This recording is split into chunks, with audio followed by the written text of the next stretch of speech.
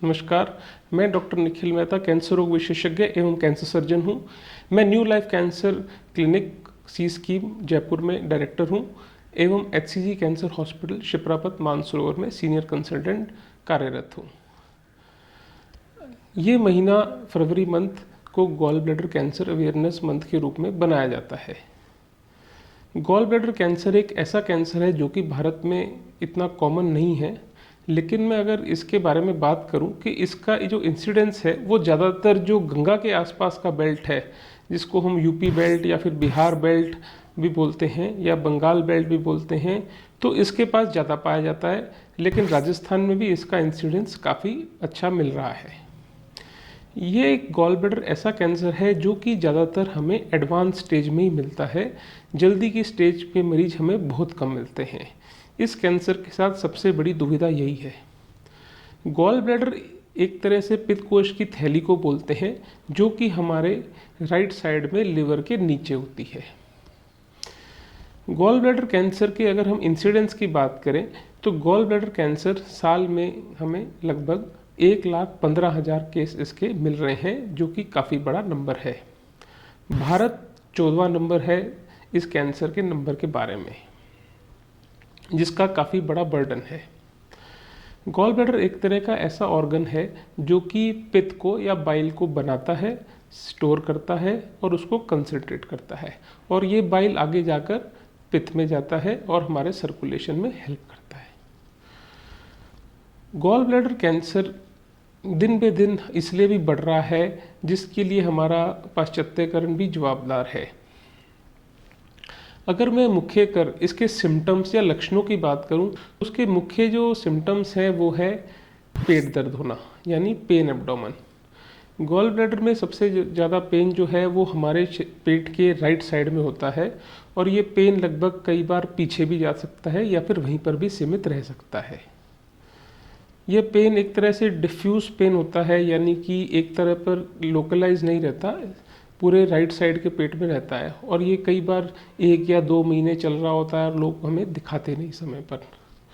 दूसरा जो common symptom है वो है एब्डोमिनल डिस्टेंशन, यानी पेट में फुलावट महसूस होना। जब गॉल ब्लैडर सामान्य रूप से ज़्यादा बढ़ता जाता है तो हमें पेट में फुलावट महसूस होती है।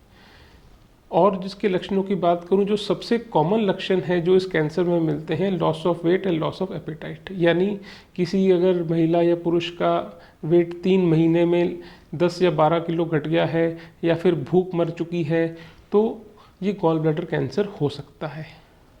और जो कॉमन लक्षण है जो हमें कॉमनली मिलते हैं वो है पीलिया।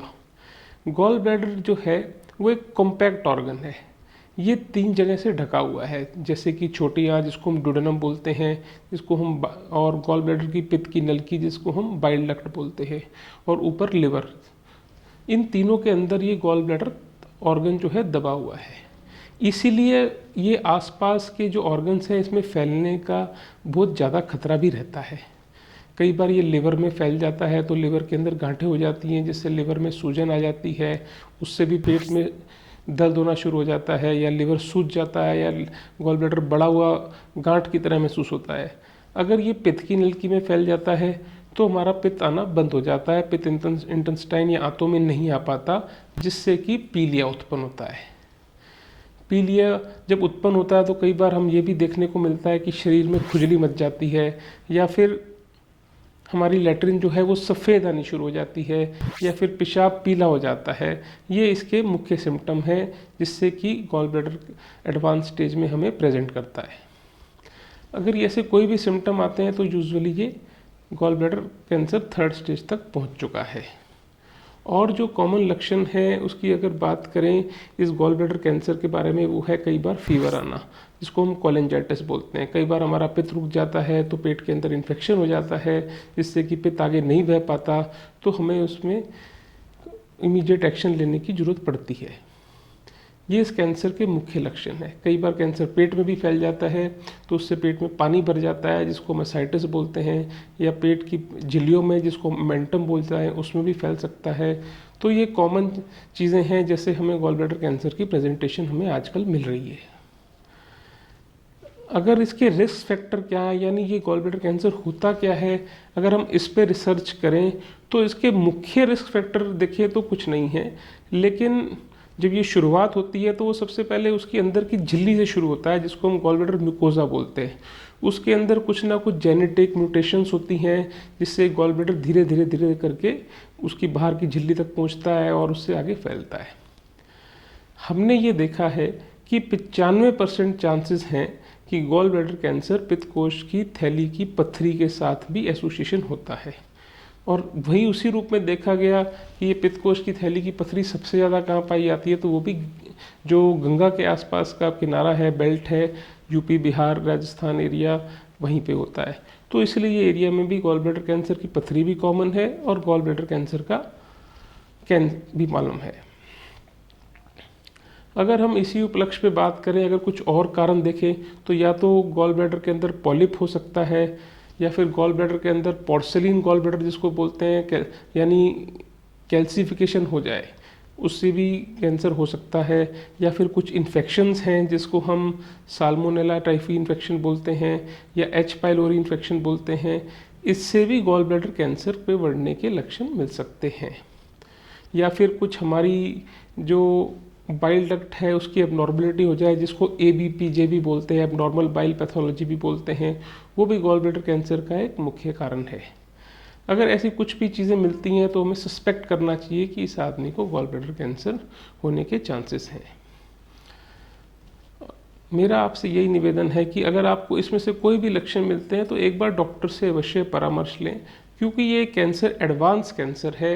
हमें बहुत ही कम लोगों में फर्स्ट स्टेज या सेकंड स्टेज में मिलता है, और ज़्यादातर मरीज़ मेरे पास जो आते हैं वो थर्ड या फोर्थ स्टेज में होते हैं। उनमें ट्रीटमेंट और भी डिफ़िकल्ट हो जाता है और हमारे लिए मरीज़ को बचाने में और भी कष्ट होता है।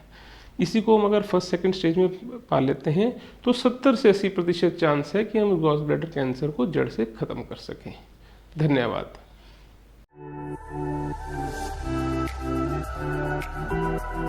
हालांकि आज की डेट में हमारे पास इस कैंसर के लिए, जैसे कि कुछ कैंसर्स के लिए, जैसे कि स्तन कैंसर, या फिर हम बात करें सर्वाइकल कैंसर, या पुरुषों में prostate cancer, lung cancer, colon cancer के लिए स्क्रीनिंग उपलब्ध है। लेकिन आज की डेट में गॉल ब्लैडर कैंसर के लिए हमारे पास स्क्रीनिंग उपलब्ध नहीं है। लेकिन इस पर हम आज भी खूब सारा शोध कर रहे हैं। हो सकता है आज कुछ सालों बाद स्क्रीनिंग उपलब्ध हो जाए। स्क्रीनिंग इसलिए उपलब्ध नहीं है क्योंकि हमारे लिए ये कैंसर काफ़ी एडवांस स्टेज में पाया जाता है, जल्दी पकड़ में कम आता है, इसलिए हम इसकी स्क्रीनिंग आज तक नहीं कर पाए। हालांकि गॉल ब्लैडर कैंसर अगर फर्स्ट या सेकंड स्टेज में पाया जाता है तो हम 80-90% चांस है कि आपको पूरे तरीके से ठीक कर सकते हैं। इसमें मुख्यतः इलाज ऑपरेशन रहता है, जिसके द्वारा हम इस बीमारी को जड़ से ख़त्म कर सकते हैं, और कई बार बाद में कीमोथेरेपी या इंजेक्शन का ट्रीटमेंट भी रहता है। लेकिन ये इलाज तभी संभव है अगर हमारे पास मरीज़ पहली या दूसरी स्टेज में आता है। अगर यही पेशेंट हमारे पास एडवांस स्टेज में आता है तो हमारे लिए मरीज़ को बचाने के लिए थोड़ी सी दिक्कत आती है।